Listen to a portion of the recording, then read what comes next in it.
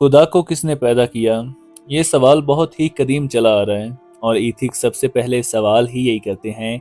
इस सवाल का जवाब बहुत ही आसान है और सिंपल है, अगर लॉजिकली और अक्लमंदाना बात की जाए।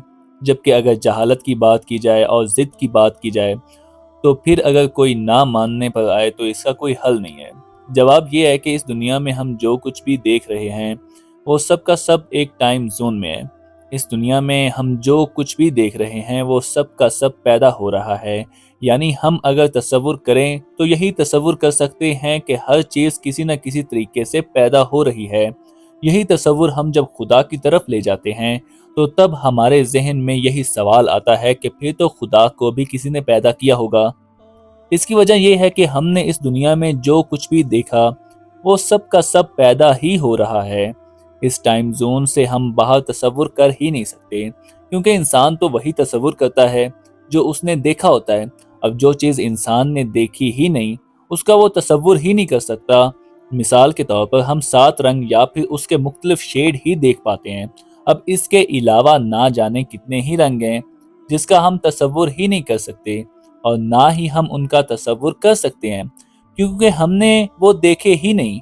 अब इसी तरह ये इथिक्स भी ये सवाल करते हैं कि जिसको हमने नहीं देखा, यानी हम उसको क्यों माने।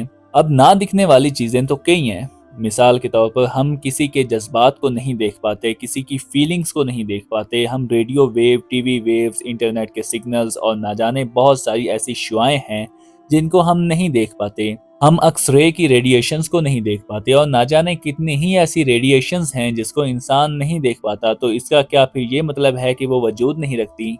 अब कदीम ज़माने के लोगों को तो इस चीज़ का नहीं पता था, जबकि बाद में पता चला कि ये चीज़ें वजूद रखती हैं।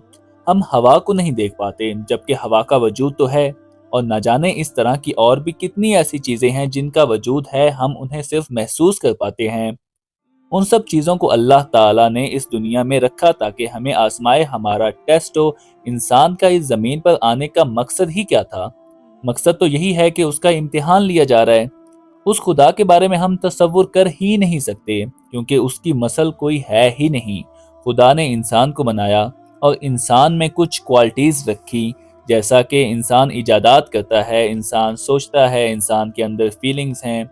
अब इन्हीं फीलिंग्स, सोचो विचार को इस्तेमाल करते हुए उस रब की पहचान करनी है कि हम में ये सब कुछ खुद ब खुद आ ही नहीं सकता। कोई ना कोई मकसद ज़रूर है। हमारी इस दुनिया पर अचानक से आंख खुल गई। हम जब रात को सोते हैं हमारी आंख बंद होती है, तो ख्वाबों की दुनिया में हमारी आंख खुल जाती है। फिर जब हमारी वहाँ पर आंख बंद होती है तो हमारी इस दुनिया में आंख खुल जाती है। तो इसमें अक्लमंदों के लिए बहुत सारी निशानियाँ हैं। देखा जाए तो इसके अलावा फाइन ट्यूनिंग के तहत चलता हुआ निज़ाम, दिन रात का आना, सर्दी गर्मी, सर्दियों के फल, गर्मियों के फल, गर्मियों की सब्जियां, सर्दियों की सब्जियां, इंसान के जिस्म को ताकत देने वाली ग़िज़ाएं, इंसान को लगने वाली बीमारियां और उन बीमारियों का हल भी इस दुनिया में ही रखा गया मुख्तलिफ तरह की नेमतों में। तो ये सब वो चीज़ें हैं जिन पर सोच विचार करते हुए एक इंसान अपने रब तक पहुँच सकता है, अपने रब को पहचान सकता है। इस्लामी अकीदे के मुताबिक जवाब बहुत सीधा और मंतकी है। खुदा को किसी ने पैदा नहीं किया, क्योंकि वो खालिक है, मखलूक नहीं। वो अज़ली है, वो अब्दी है, यानी हमेशा से मौजूद था और हमेशा रहेगा। उसका कोई आगाज़ नहीं, ना अंजाम। कुरान मजीद में अल्लाह ताला खुद फरमाते हैं, कह दो वो अल्लाह एक है, अल्लाह बेनियाज है, ना उसने किसी को जन्म दिया और ना वो पैदा किया गया, और उसका कोई हमसर नहीं। यहाँ वाज़ह तौर पर कहा गया है कि अल्लाह ना किसी का बाप है, ना किसी का बेटा, यानी ना उसे किसी ने पैदा किया, ना वो किसी को जन्म देता है। मंतकी दलील बहुत आसान अल्फाज में, हर चीज़ जो पैदा होती है उसका कोई बायस, वजह, खालिक होता है। अगर अल्लाह को भी किसी ने पैदा किया तो फिर उसके खालिक को किसने पैदा किया? फिर उसे ये सिलसिला लामहदूद पीछे जाता रहेगा। तसलसल असबाब का तसलसल, ये नामुमकिन है कि सब कुछ एक दूसरे पर मुनहसर हो और कोई आखिरी बुनियादी वजह ना हो।